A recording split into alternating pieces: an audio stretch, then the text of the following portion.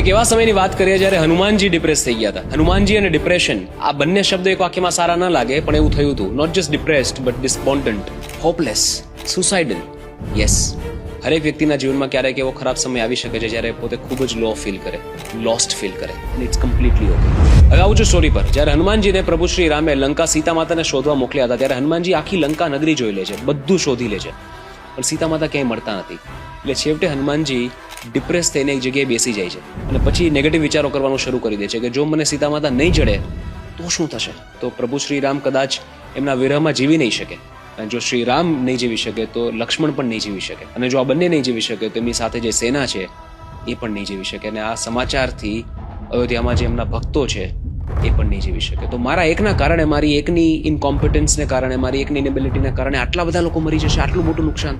એ વિચારથી હનુમાનજી ડિપ્રેસ થઈ જાય છે અને એક નેગેટિવ સ્પાઇરલમાં જતા રહે છે. નેગેટિવ સ્પાઇરલ સાયકોલોજીનો એક કોન્સેપ્ટ છે કે એક નેગેટિવ વિચાર બીજા ઘણા બધા નેગેટિવ વિચારોને જન્મ આપે છે અને તમને નેગેટિવિટીમાં એટલા ઊંડા લઈ જાય છે કે ત્યાંથી બહાર નીકળવું ખરેખર અઘરું થઈ જાય છે, અને એ સમય આવે છે ડિપ્રેશન, અને જો એનો ઇલાજ ન થાય તો વાત સુસાઇડલ થોટ્સ સુધી પહોંચી શકે છે. હવે હનુમાનજી આ સ્ટેટમાં છે.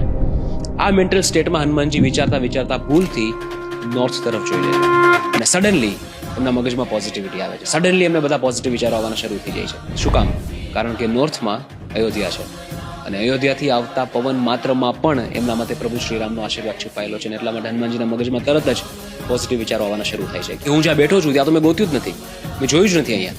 અને એ જગ્યા હોય છે અશોક વાટિકા, અને ત્યાંથી એમને સીતા માતા મળે છે. અને આખો પ્રસંગ સ્ટેપ બાય સ્ટેપ, શ્લોક બાય શ્લોક વાલ્મીકી શ્રીની રામાયણમાં રેકોર્ડેડ છે. હવે આમાંથી 3 લર્નિંગ્સ લેવા જેવી છે. First, it's okay to feel a little lost, it's okay to feel a little low. ભગવાન જે સાક્ષાત રુદ્રના અવતાર હતા, અગર એમને પણ ડિપ્રેશન આવી શકતું હોય તો આપણે તો